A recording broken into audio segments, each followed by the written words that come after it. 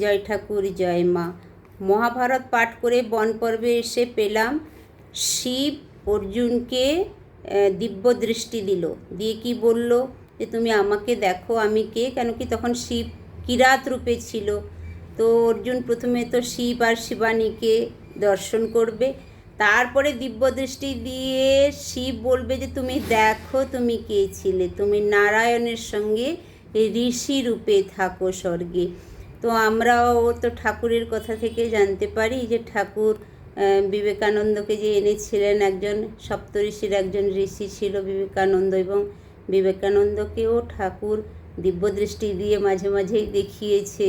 বিবেকানন্দ বলছিল না যে আমার সব হারিয়ে যাচ্ছে, কি করলে তুমি আমার। আমরা এরকম কত কিছুই পাই এখন পাঠ করতে গিয়ে।